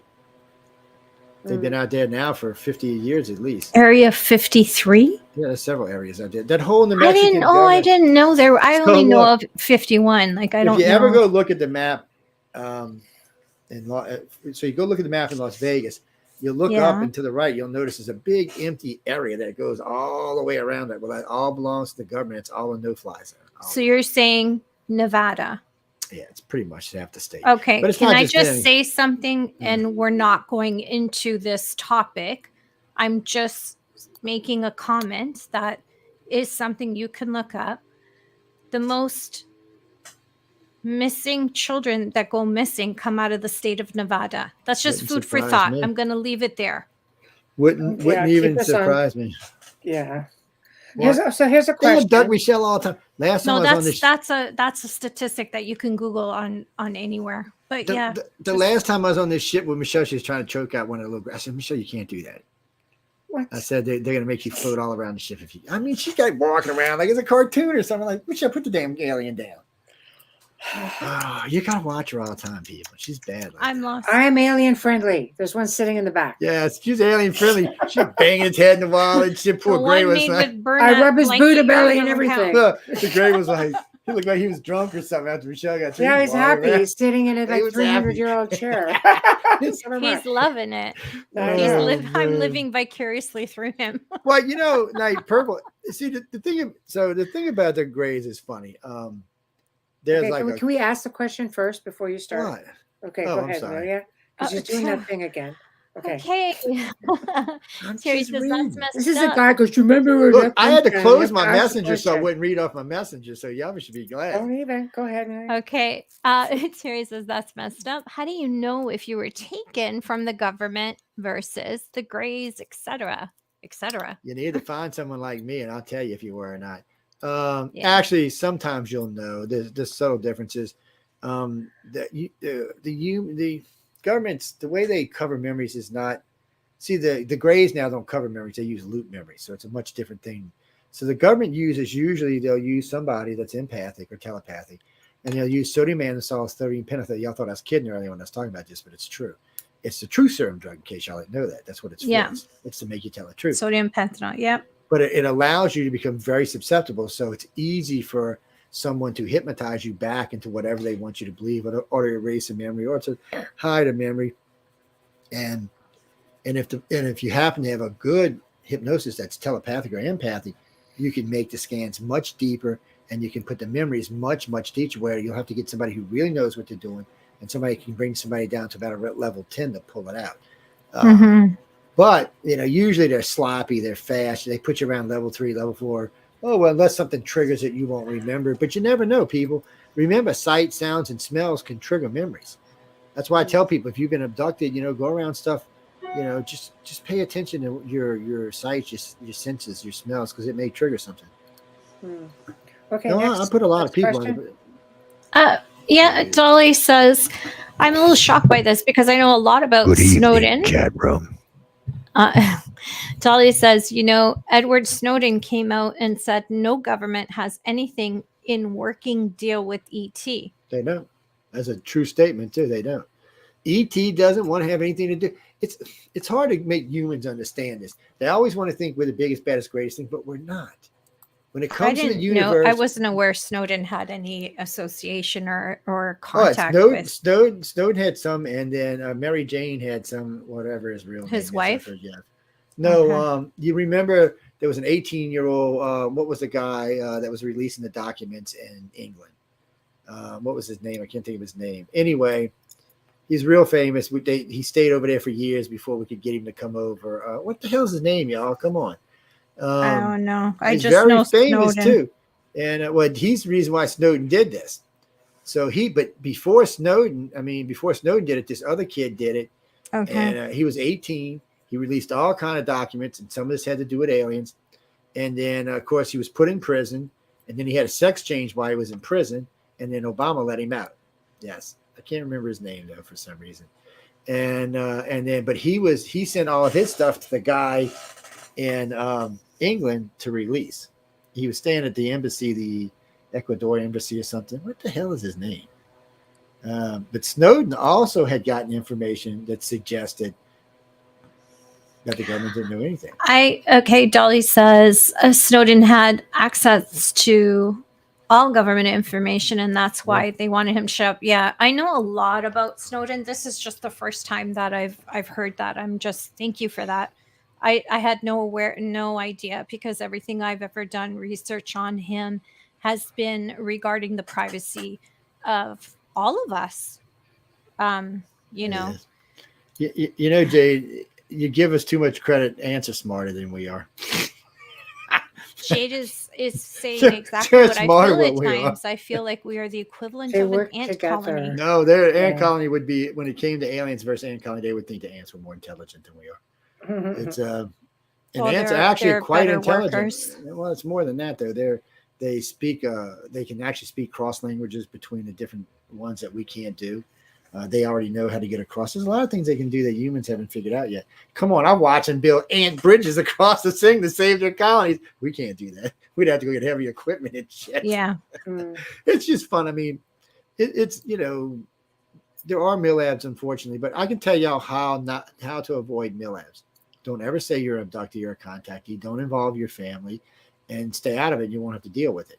See, like Betty and Barney Hill. Betty was not the contactee. I know I'm going to catch flack about it, but she wasn't. Barney was a contactee. Barney had had these problems since he was a young kid. Barney had been seeing a psychologist since he was like 6. Did you tell Kathleen Martin that? I've told Kathleen Martin this, and I've actually argued this and debated with her. And but anyway, we talked about this many times. So I said, no, he was the one. And you just go by the evidence. I tell people always the same thing. You don't go by the hearsay, you go by the evidence. And the evidence showed that he was the one that was in having the problems. He was the one that was friends with the 3 captains. He was the ones that the government, he was the one invited to the White House. None of this had anything to do with Betty. Betty didn't even say anything about this until according to the ship over there. And then some of the stuff she said there, let me know beyond any reasonable doubt that it was a military abduction, not in the contact. Mm-hmm. That's when me and Kathleen Maldron got into it. So this is what Kathleen did, by the way. She would not admit that was the military abduction, but she said after that there were military abductions. Okay, well, she's not here to defend herself. Well, no, but you don't have to. So on the ICAR website is the argument. I posted. See, because I'm an honest person, I put her argument and my argument side by side. Hers is in red, mine is in black. You could read it for yourself. And she approved it. She signed. That's nice of you. So you can pick whichever side you want to pick in this argument. Both were good discussions, but there was things that Kathleen took advantage of, like she changed the pull-down map to a flip-on flat screen TV. Well, that is not what Betty said. Betty said it was a pull-down map, plain and clearly. She said the book that the guy handed her was a book, where a regular book. To this date, I have never heard any abductee ever say they were given a book, ever. I mean that and I've never heard about a pull down. No, never. Nothing but a U.S. military base. I have never heard that on any abductee at all. Usually they're like, oh, there's this weird screen thing and it's lighting up the side of the walls and it's floating. There's shit going everywhere. I have no idea what I'm looking at. That's what you usually hear. And it's not like a little TV. It's like the whole thing lights up. So there are things like, and then there was stuff like they came to the car and walked them out of the car and then walked them up a ramp. 4 steps actually into the ship. Okay, to date, I've never heard anybody walking up steps to a spacecraft ever.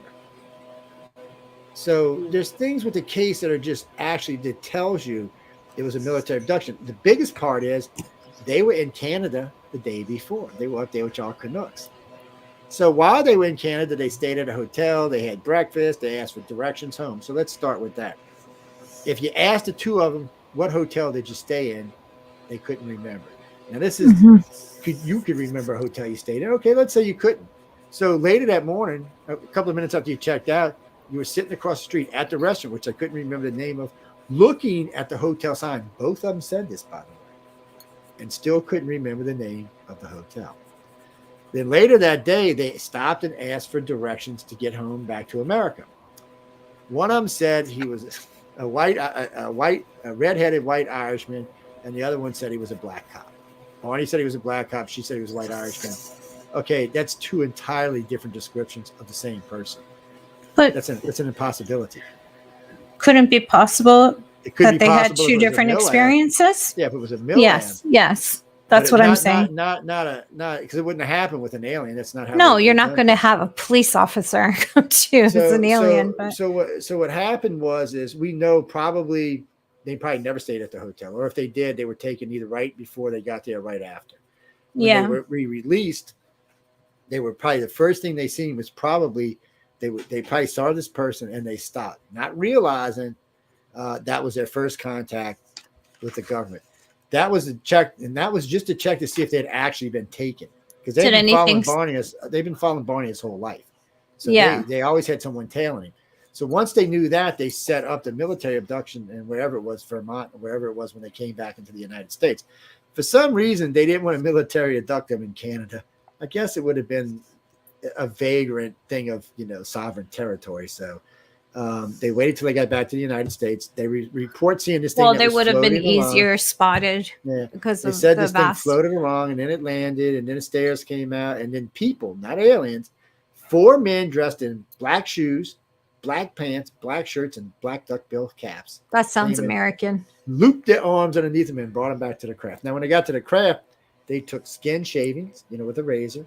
They took fluid samples. They took all kinds of samples, but samples you would hear like the CDC tape. There was also 2 people there dressed in what you would consider C2C outfits, just like Travis Walton's seen. So that's the recovery team. And that's the team that did all the experiments on him and sent him home. Then she's talking with the guy. Yeah, remember, this is her own words. Oh, I was talking with such and such. The guy had the big nose. Why Barney was being experimented on, because Barney was the contactee. He was the one that the aliens took care of. He's the one the aliens did stuff to. And therefore, he was the ones they were after. Betty was just allowed to see. And a lot of times they take couples where one of them is not an abducted. So it's not even the first time. And in this case, the government didn't have a choice. They needed to get to Barney while the evidence was still fresh. It was less than 12 hours. They wanted to get to him while it was still fresh. So they had to do it. Because sometimes they even take you with your dogs in the car with you. Oh, I don't like that. So, it's just, but it's hard for people to grasp.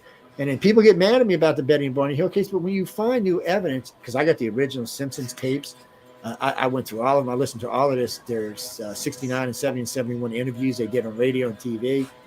And I mean, come on. It's no doubt who was the abductee, and there's no doubt when it happened.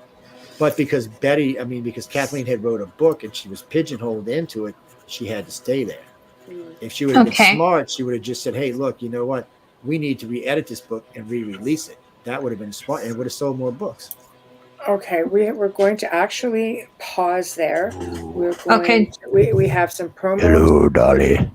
Jade, where are you at? But you talk. I'm just talking. You're trying to commandeer the damn show again. I swear to freaking Hello, God. damn right. How you doing, baby? Okay. We're going to let Amelia do a station review. And if you behave yourself, we'll play a couple of your Joe, please. promos. I know. Well, I have a question for Joe. No I have promos. one more question for Joe based on that, and then we can move forward. Not right now. I'm saying when we get back. Okay. Let me find my promo. I'm going I'm going to do this. Let's do and hopefully that. Yes. I will not be pure. Really? All right. Why isn't this working? You gotta be freaking kidding me. Okay. I'm gonna have to. I'm gonna play the promo. Go ahead. Okay, here we go. All right, everybody, it's time for you to get out and nominate your favorite podcast. Yes, it is that time of year again. There's a show I want you to consider for the People's Choice Podcast Awards. UFO Undercover in the category of entertainment. UFO Undercover brings you some of the most revealing and current research that is being done with respect to alien abductions and contact. Host Joe Montaldo has been an abduction researcher for over 35 years and is uniquely qualified to bring you live interviews with some of the most well-known researchers in ufology. Go to podcastawards.com to nominate UFO Undercover in the category of entertainment. That's podcastawards.com, and please take a moment and get out and vote now. No. It's time for you to get out and nominate your favorite podcasts. There's an amazing show I want you to consider for the People's Choice Podcast Awards. Writers and Illustrators of the Future podcast in 3 categories: education, storyteller drama, and art.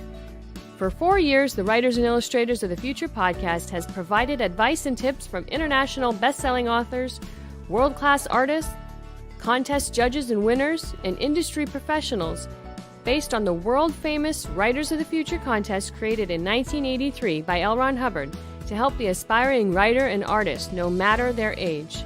It is dedicated to the future of storytelling and art by showing that it is never too late to start, and those who make it are those who never give up. Go to podcastawards.com to nominate the Writers and Illustrators of the Future podcast in any or all of the 3 categories: education, storyteller drama, and art. That's podcastawards.com, and please take a moment and go out and vote now. Okay, you are listening to The Outer Realm with Michelle Desrochers and Amelia Pisano, coming to you live from the beautiful city of New Orleans on 105.3 and 107.7 FM radio. And we're currently streaming live right now on Roku if you're watching on the Thursday night. If not, it's okay. We're archived as well.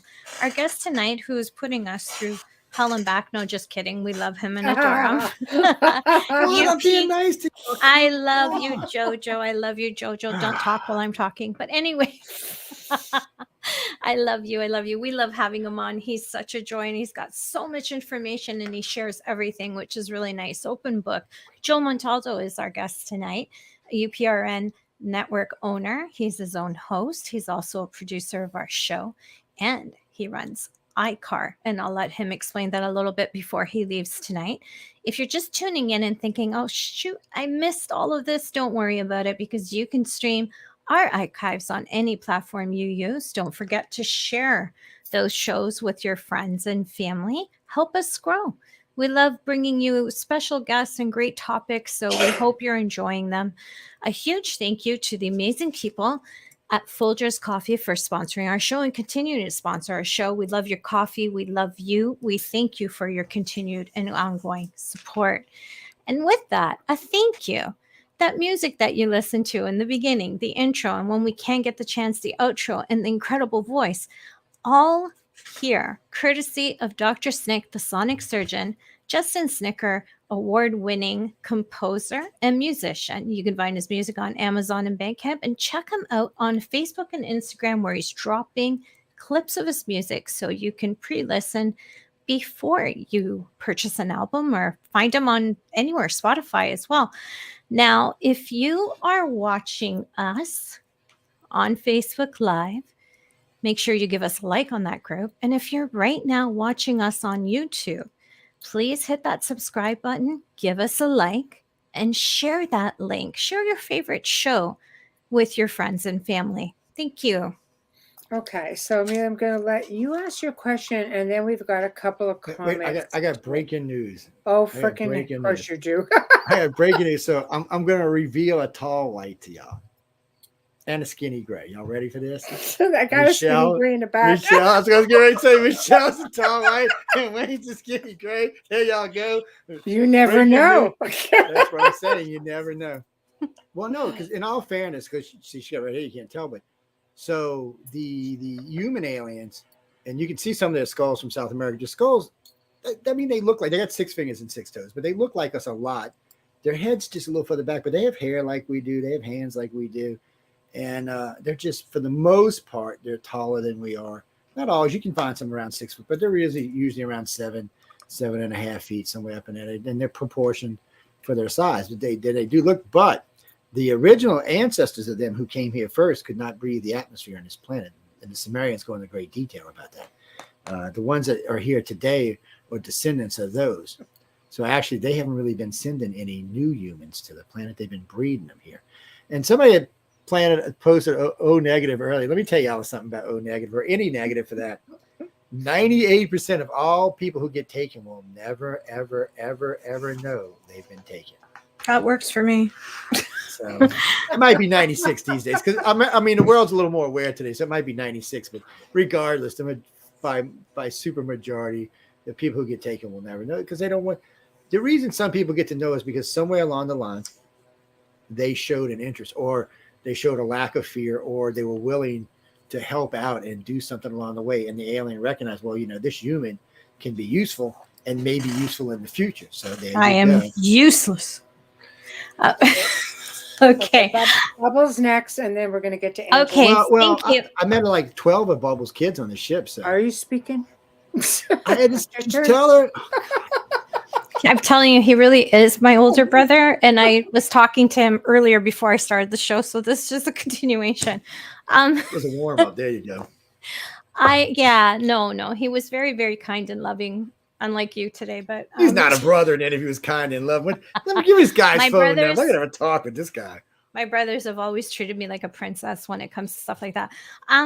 What I wanted to ask you, because it has been years since I had the pleasure of interviewing Kathleen, and I don't think Kathleen's a nice lady. I don't think that I understood enough about this field to ask her this question that I'm going to ask you now. Did they ever report their clothes being put on misplaced, missing, anything of theirs missing? So they had a dress. They had Betty's dress.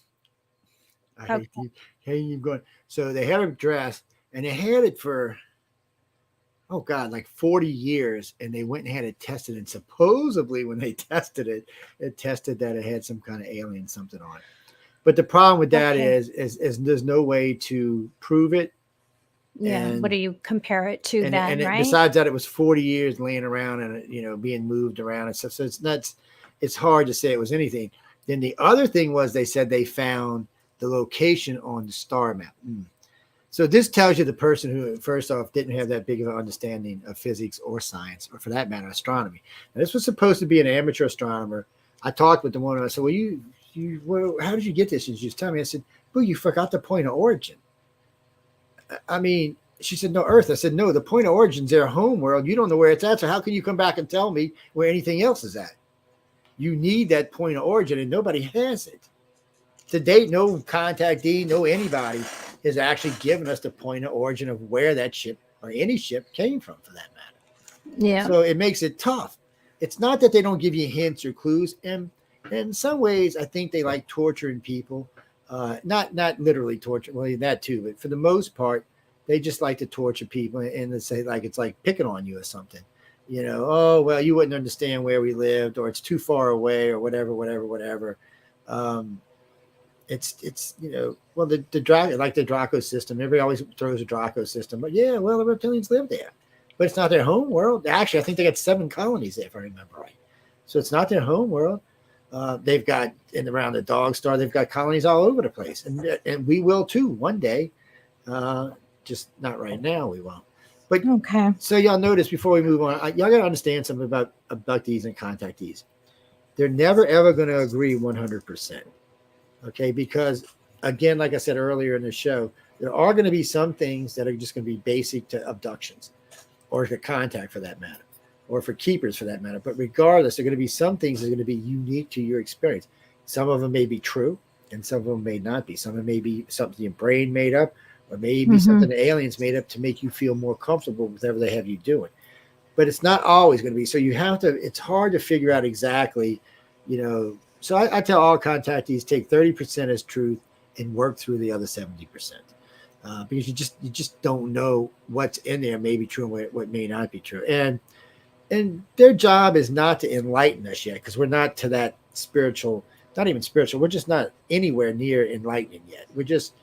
So if you looked at the human right now, probably the best IQ you could find on the planet is like 220, 230. That's probably the best. Okay. Their children start out with 2,000. So it's just hard for them to get with us. It would be like us trying to talk to the ant, like we were talking about earlier. We just wouldn't know how to do it, and they wouldn't understand what the hell we were saying. Mm-hmm. So they make a concerted effort to be able to come backwards. So they're talking with us on our level or on levels we can understand. But moving to their level is just not possible for us yet. Now, I'm not saying it never will be, but currently it's not. It's easier for us to deal with the reptilians and humans because, again, like I said earlier, they still can look backwards a little bit and recognize, even though it's been probably 50, 60 million years for them, they still remember being us. The Greys don't. The Greys been the galactic policemen for probably a billion years. The only thing more powerful for them in the universe right now is the damn light beams, and they work for them, so there's no real problem with that. So it's just all the other races, and they can do some stuff and some stuff they can't do. And the races that are visiting us are here for reasons. They really want to see us make it progress forward. They want to see us move forward. They'd like to see us join the galactic community, but not with 200 different countries. So all the aliens we just talked about, not only are their worlds united, but they have several worlds that are united to one government or to one outcome. So that's where we're going. So, well, I'm just saying the reptilians, they have 100 member worlds to their own, whatever they call their confederation. The Greys do too. The humans do too. There's probably lots of other races out there that do too, because they've all been colonizing for 300 or 400 or 500 million years. Do they have a favorite country in our world? Yeah, Russia.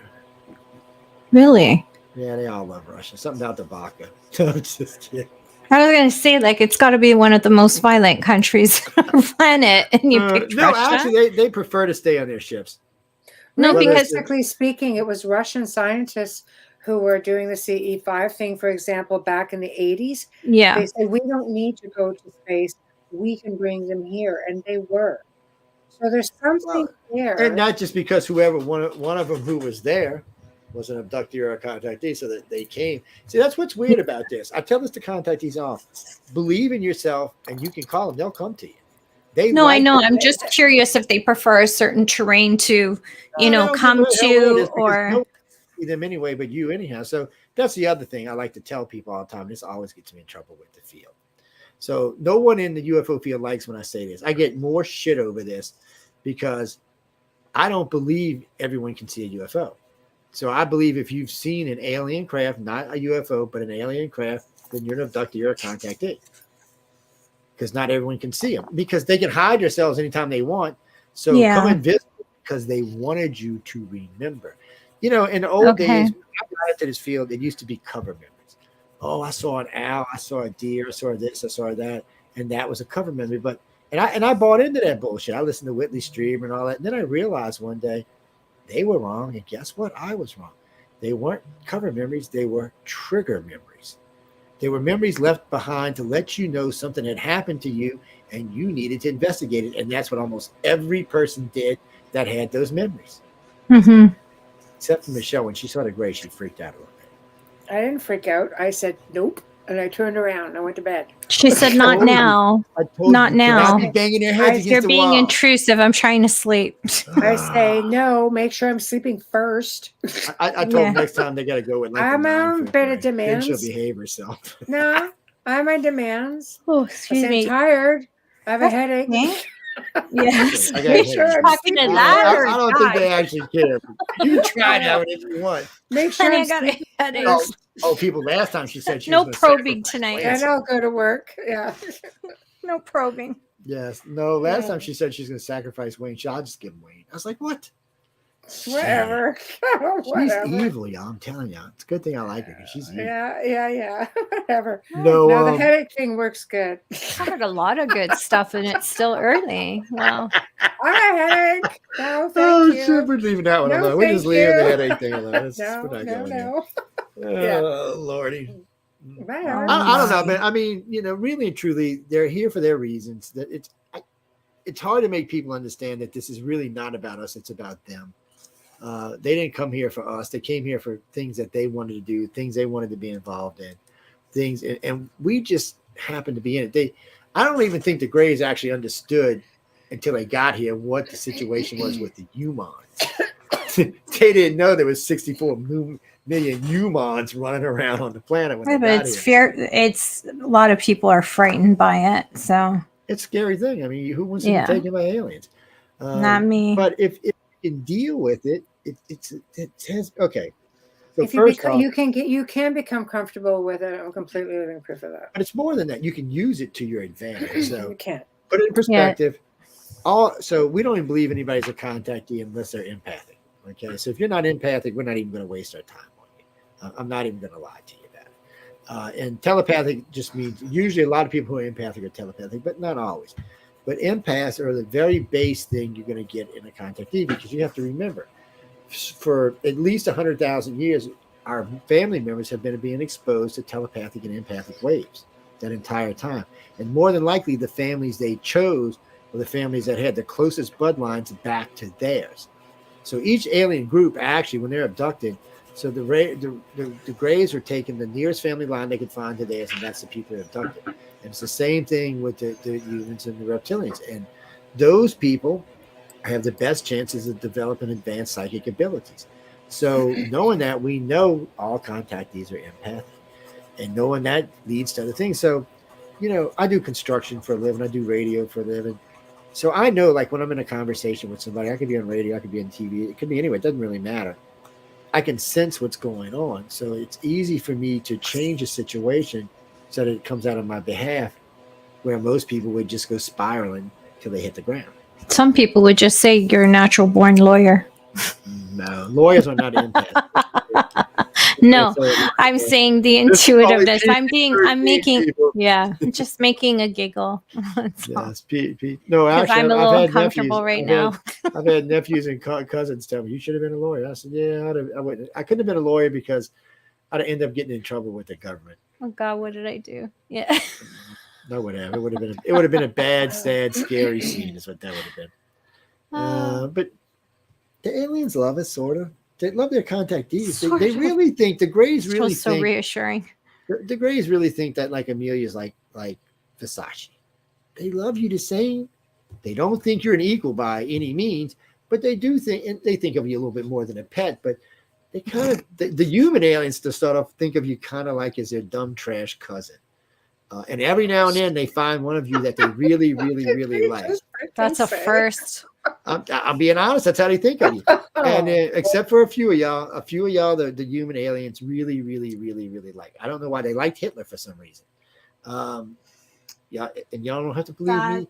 Read the book Mon Kampf. At all. Well, listen, read the book Mon Kampf, and you'll find out what I'm talking about, because he talks about two fair-haired, blue-eyed angels that used to come tell him how to conduct his experiments. Doesn't sound like aliens to me. Sound like white aliens to me, or human aliens is what it sounds like. And around that time, they were building stuff along what we would consider spacecraft today, even though none of it ever worked. But think of it this way. Germany was the most advanced country on the world the century before last. So if you were coming to visit, if you were an alien race going to visit the most advanced person in this country, it would have been the Germany. And they weren't Nazis then, they were just Germans. It was before World War I. Somewhere up in there, they recovered it. They got their hands on a spacecraft. And you can tell, because between 1911 and 16 or 17, they tried building every type of saucer you could see. They built like 7 of them, and just bam, bam, bam, bam. One was a tank, one was a boat, one was a plane. They couldn't figure out what to do with it. And then all of a sudden, of course, we had World War I, and then their technology started getting faster, higher. As we went into World War II, they were far more advanced than anybody on the planet, and still on that track. They were on track to have the nuclear weapon the first time, the jet the first. Technically, Germany should have won the war. They just got greedy and went after Russia. Germany don't go after Russia. We're all goose-stepping today, every one of us. They would have won for sure. Because they would have developed a nuke first, they would have developed a jet first, and even with a nuke, even with America as big as it is, nukes are still nukes. So maybe the aliens intervened on that behalf. Maybe that's how they wanted it to fall out. It's very strange how all of that played out, how we got those scientists, how we recovered one of their craft. I would bet you even money that the crash saucer at Roswell was recovered from the Germans. That's one of the ones they recovered in 1900s. I would bet you money it's the same craft. And that's the reason there was 2 crash sites, because we got our fingers on it. We were trying to learn how to fly it, and the Greys came down and said, wait, stupid humans. I don't think they say stupid humans. Stupid humans. And Okay. so they got in the ship and were trying to show the okay, we'll say the emotionally stunted humans how to work this craft. And we crashed the damn thing. So they hit the escape button. That's why it was 2 crash sites. There was the Mac Basil's Ranch where the escape pod came down, because any ship that's interstellar is not going to break up an impact. It's just not going to. It could hit a damn mountain and it's not going to break up an impact. The things that have to be built at to withstand micrometeorites is not going to allow it to break up an impact. So the thing that broke up was probably an escape craft or a shuttlecraft of some kind. Then they found a craft in Corona, Arizona, completely intact. So, or Corona, New Mexico, I'm sorry. That's what the actual crash site was, the one that was really the one we needed to talk about. But nobody talks about it. The only reason anybody ever found out about it was there was a Boy Scout, the 2 Cub Scouts and there, 2 Boy Scouts and their Scoutmaster was out doing a walk through the woods that day. Mm-hmm. When they seen the craft, they got on their radios and reported it to the police and to other people. So quite a few people actually, because it was just standard walkie-talkie, quite a few people picked it up and heard it. And then no one's ever heard from the 3 since. Never again. And they closed off the whole area. Very little mention of it. Because they closed off the whole area and said it was a chemical spill, and that was the end of that. Same way that, it's just, and because, I mean, really, think about the Greys. And the Greys are crossing cosmic space and are going to land on the ground and break up into pieces. No, that's just not. That sounds like something we would build. Mm-hmm. And then it's like this yap stuff. Every other week now I hear about a space crash. So I've said this 100 million times. That would mean that the aliens have a worse flight record than the FAA. Right. That's a really good point. I mean, so you're telling me you can cross intercontinental space and go here and go there, but you can't land on Earth? No, come on. No, that doesn't make any sense. The only way that you could make that make sense is if there was a war going on and somebody was shooting the damn things out the sky. Not us. I don't think we have the technology. But this is Dolly's got a comment here. Sure. Back engineering has been an arduous thing for all government. They have recovered craft. They still can't get in. Yeah, and that's probably because the aliens still in the damn craft beaming back and forth. Well, so put this in perspective. About 10 years ago, I went on an investigation outside of Austin, Texas. There was a saucer there. There was about 25 of us that seen the saucer. We wrote it up. Most of it got pulled off the internet, but still, we wrote it up. We took pictures. We did a couple of things. It was there. And then they built so we came back, I don't know, 6 weeks later. They had built a metal aluminum building around it and then put 2 big barbed wire fences around it and had guards all over the place. So we were like, well, guess what this must be? So by some weird stroke of luck, the guy in charge of security there was a good friend of mine from the Air Force when I was in the Navy. We were drinking buddies. So I said, look, I was here and this is what I've seen. He said, come on. So he took us. And there was a little alleyway and a little tunnel that went on. He took us in and showed us. And it was still there. I said, has anything happened? He said, no, nothing's happened at all. He said, it's just sitting here. He said, we thought it crashed. He said, but we're not even sure that it was actually crash. And I said, well, what it was, we don't know. So I don't know. It had to have been about 12 or 14 weeks. I get a phone call. He calls me up. He said, there's aliens in it. He said they came out, they walked around, got back in it, and we haven't seen them since. And I'm like, what is it? It's just sitting there. So to put this in perspective, a couple of years before this, I got a call from a friend of ours in Tampa, Florida, who had seen a decent-sized triangle off an island off of Tampa Bay. So we all went down. We had it was like, I think it was about 16 of us that went. So we flew down to Tampa. We rented a helicopter. We had all kind of equipment with us. We flew out to the island. The helicopter dropped us off. We had communication to call them when we needed them. So we're just sitting out there. We're all looking around, walking around with Geiger counters and meters and all kind of shit. And out of nowhere, there's like 14 Jeeps, just military Jeeps, just hauling ass through the sand. As they're approaching us, a friend of mine, Donald, looks up and he says, Joe, what the hell is that? You see this black thing. It looked like a rain cloud. It was so big. I mean, it was just freaking huge. And I'm like, is it? Because we both thought it was a rain cloud because it was like dark black gray. And we watched this thing as it came up. It covered the entire island. I think the island was at least 5 miles across. It covered the entire island without anything. They took us to a little place on the island where they took us down. And then we got in the tunnel and we rode for, I don't know, about 4 hours. And then we stopped and then we were being interrogated. They took all of our equipment. They pulled all the hard. They didn't give us anything back, even though they said they were. And we watched them pull hard drives. They still didn't give us it back. They're like, screw you. They destroyed one camera I had with me. It was at least $6,000. They just destroyed it. And they kept us. I don't know. It felt like forever. It was 4 or 5 days. I think it was 5 days when we finally. So they said, all right, we're going to release y'all. Sign this, non-disclosure. I said, I ain't signing shit. And I said, even if I sign it, I'm still going to talk about it. This guy said, you want to go to jail for life? I said, well, you know what? You won't be able to release any of these guys if you put me in jail for life. And the guy just kind of looked at me. He said, well, you know what? You're not getting any of your equipment back anyway. All it is hearsay. Get them out. And you open the door, and it's all bright and sunny. And we're downtown Tampa, Florida, is where we're at. And we just all walked out. I still remember, dude, Chris called the helicopter guy. I want a refund since you didn't have to fly us back. I'm thinking, dude, that's the first thing you think about. And but that was a well-documented case. And MUFON got involved. A couple other groups got involved. It was very well-documented. We had all kind of weird shit on our skin from whatever that black thing that flew over us was. I still remember they took the shirts and had them analyzed. It was 11 different chemicals, all found on Earth, but just weird combinations. Nobody knew what the hell it was.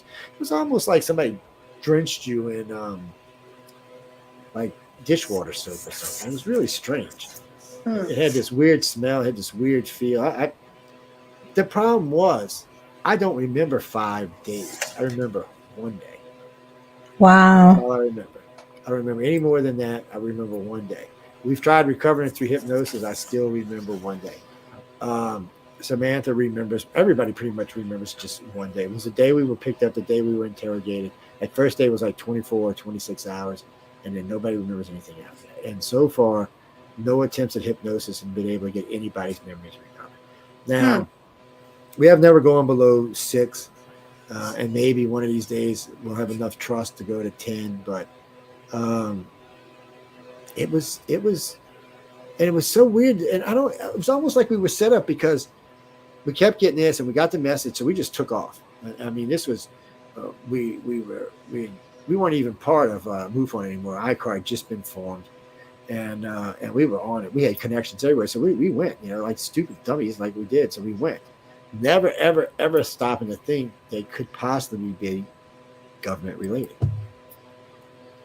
And whatever this was, I still to this day, even though as big as it was, I still think it was ours. In the beginning, I said, no, it's too big. It's too big. It couldn't be ours. But looking back and the way it moved, and I think I really think it was ours. Yeah, or it was theirs, and we seen it. We weren't supposed to. And because there was a huge facility underneath that island, and there was, the tunnels were big, and they go all the way into Tampa. Yeah, guys, if y'all ever get to find out. No, I've heard about other tunnels under Tampa Bay, but as far as I know, I'd never experienced them until then. I don't even know what to tell you, but there was such a weird, creepy experience. And we had everything analyzed that we could. I think it was 3 of it that went into the hospital and spent buku money getting everything checked that they could. It was weird. That's what you get for. But the reason I bring this up is it's more of a cautionary tale. So be careful because there are repercussions. Yeah. And you don't believe me? Ask Linda about 11 days gone. She'll tell you about don't go walking down stupid military base stairs in the middle of the night. Yes. Yeah. Yes. Yeah. Oh no. This is a true story. Push People. Joe aside. Get out of my way. Let me take care of this. We're in Eglin. We're on Navarre Beach. Yeah. 2:00 in the morning. By the way, Linda hates water. She just hates water. She don't want to go walking in the Gulf. She's scared to. So I look up, boom, she's going around the fence of the military base. I'm like, where the hell are you going? And she's going. And I'm cussing her out. I said, I can't just let her go by herself. So here I go tracking behind her. And she's walking in. There's a building in the middle of nowhere on this sandy beach. So she, let's go see. So I'm like, this does not look like this is going to be something good. We had just filmed a UFO. Matter of fact, it's on the ICAR site. We just filmed a UFO 3 days earlier, right not far from this place. So she walks up and she goes, we walk up and there's a building, there's a door right here, and there's a set of stairs. Well, it's a handrail that look like it goes down. So we walk up, we look down, there is no bottom. You couldn't see a bottom anyway. Was it a hologram? Was it something else? I don't know. You couldn't see a bottom. So this crazy person, Linda, starts walking down the thing. Poor Linda. I'm like, oh my God, are you crazy? She felt compelled. Yes, and then you know what? We don't remember anything since then. Somebody got snagged. Okay, so while we're on the topic of holograms and such, Project Bluebeam, let's finish there. Oh, they've been going back a lot. So I remember when I heard about this project originally, this was, 30 years ago. Half of y'all in this chat room were just little babies. They were showing these weird holograms out in Arizona and New Mexico of like Indian heads in the sky and wolves and stuff. They're really good, by the way. And that was just supposed to be the start of this project, which was supposed to be used later on. Some people say for a false flag alien invasion. Okay. But I don't think these people had foresight, because today we have drones, which would be much better than holograms. So we could put up a set of drones in a circle at a certain altitude. You would never know they were drones. And they could actually fire and drop things at you, shoot lasers at you. They would look more like they would be more convincing. They could do flips and weird moves that a hologram couldn't do because, they don't have a pilot in them. So that would be more convincing. So now, have y'all seen these new drone shows all over the place? I was watching a dragon. Some of them are immense. They're beautiful. Amazing. Yeah, they are. They're beautiful and amazing. So with that and holograms, you could really put on a convincing show until you started shooting. And then the average Marvel or DC person would be going, well, this ain't aliens. What kind of bullshit is this? Aliens don't use weapons like this. This is our crap. And then you'd have an instant rebellion. Yeah, they use those large drones to kill in wars. That's what they use in the Middle East to take out hits. You have to have serious laser type weapons or other type weapons that would be convincing that they were extraterrestrial. The weapons today, it's going to be hard to convince anybody who's watched any serious TV. Most people, and that's the really sad part for the government. So if television wouldn't have got so damn good with how alien invasions look, they wouldn't have to work as hard. But now why go to that? Why go to those lengths? Is it you think to keep military funding, black ops funding, instill more fear into the people, let them believe that there's something coming and there's really nothing coming? Because a lot of people do look at ETs being very benign, malevolent. They're not all malevolent. And why instill that fear? Why are they allowing a lot of this whistleblowing? What's the gear up? Well, a lot of this they don't have any control over. Some stuff they can't. When it comes to ET, there's nothing really they can do. But again, ET doesn't really readily show itself. So the only people that are going to say they've seen him are abductees or contactees. And I know people are going to get mad at me. I'm not an abductee. I'm not a contactee, but you are. If you've seen a freaking alien craft, you're an abductee. Just deal with it. I'm sorry. They don't show themselves to everybody. If they think about it. So here's some real quick ones because we got a little time. Yeah, I'll say real quick. So Mexico City, 22 million people. I think there's 24 million people there now. UFO hangs over the city for 24 hours. 1 million people saw it. Okay, why didn't the other 21 million? This thing was on TV. The mayor went out there. The pastors were out there. The fire department was out there. Why didn't the other 21 million people in Mexico City see this UFO? Because they weren't contactees. That's why. And they weren't able to see it. You have to have been in a craft or touched by it to see the damn thing. And they're not. They don't see it. Even though they showed people, they actually showed pictures of people standing out there showing them, people going, I don't see anything. And clearly in the tape, you can see the damn things up there and it's huge. The reason they noticed it, because birds flew in a damn thing and fell in somebody's house. So it hung there. And then what made it even more convincing, after 24 hours, it jetted to the next city, which is 1,500 miles away in less than 8 seconds. We don't have anything that can fly like that, especially inside the atmosphere. So the problem here is okay, and now we're going to skip over. That's a pretty good one. Let's go to Phoenix, Arizona. What's it? 2 million people live in Phoenix. 30,000 people saw the Phoenix Lights. Where was everybody else at? I mean, this was on the news. People's all the 10 o'clock news. Everybody's talking about this thing. And still, only 30,000 people saw it out of 2 million. So it shows you there's a percentage of sites, people that have the ability to see these in every city and every place. And when you start doing the math, you'll notice it falls into the rank of the overall 15% that we talk about. So it's a real strange thing. New York City is a perfect example. UFOs hovering over the city, taking the woman, I can't remember how named, they're taking her from her house. So guy looks up, happens to be an ambassador to the UN and his 2 security officers. They look up and see this thing. Okay, they're showing people all over. No one else saw it but them. Now, to the date, last I had heard, one of the officers was still whacked. I think the other one died, but he was still whacked. It did too much damage from what he saw. So you can tell that in these groups, only some of these people are contactees, and a lot of them are not.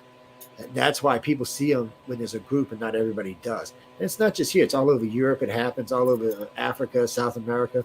People will see it in a large group, but no one around the group besides them see it.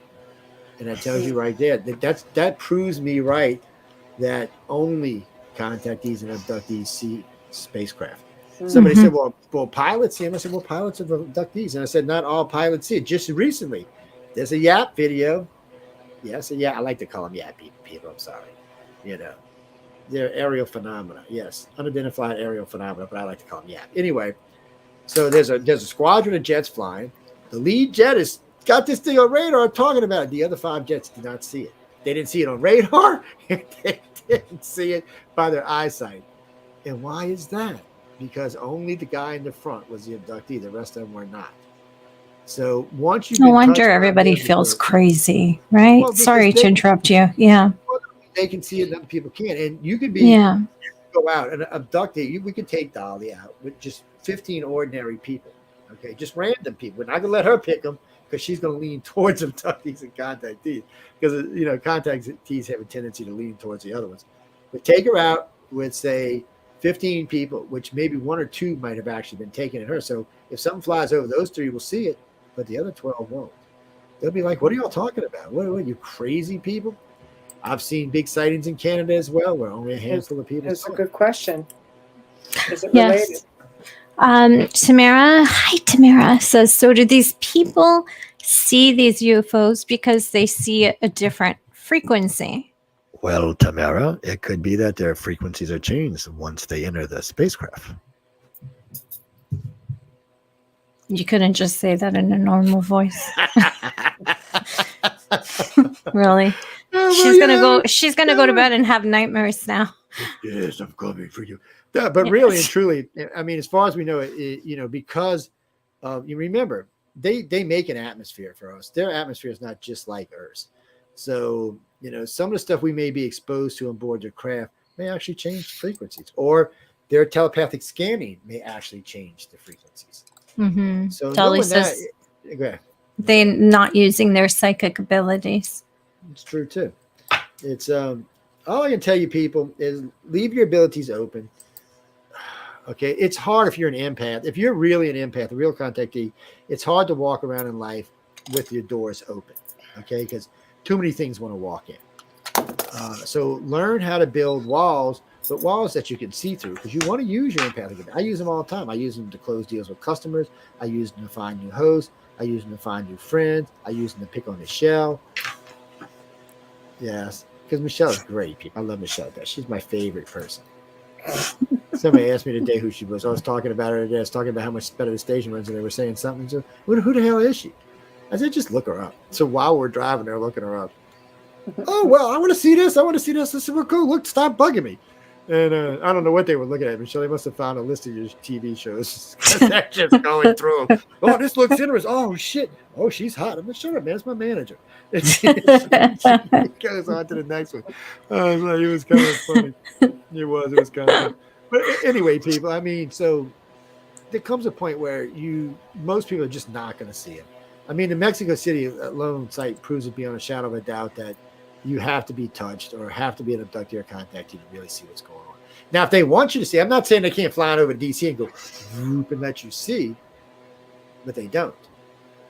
And we don't need disclosure from the government because the government's never going to tell us the truth. And if an ETM, I hate to say it, and I say this, and it really makes people mad, but they've already disclosed to everyone that they actually give a good you-know-what about. They've disclosed to these people. Most of them are not going to remember it until whatever happens, but people like Dolly and myself and others will remember. But they don't. They really do think about 80% of the planet's cannon fodder. They don't think we need as many humans as we have. Okay, well, what about people who have experiences who are deemed compromised?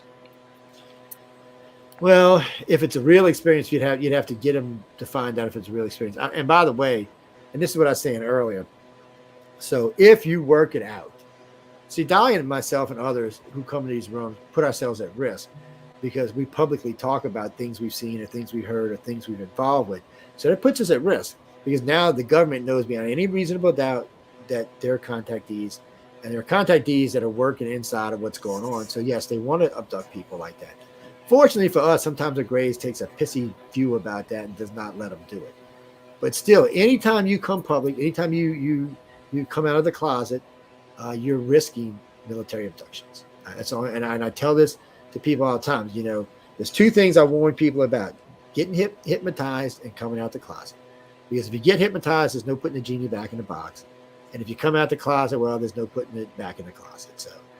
And the government now knows, and if you're one of the gifted ones, because not everybody remembers everything, and not everybody has access, but if you're one of the gifted ones who may have been around the communication systems or the engines or the drive systems, or have watched the Greys meld with the ship or watched the reptilians and humans do certain things in the ship, they're interested in you. You have information they can use or information that they can store for but later. You encourage talking about it. You told me talk about it. I do, but because I can watch over you.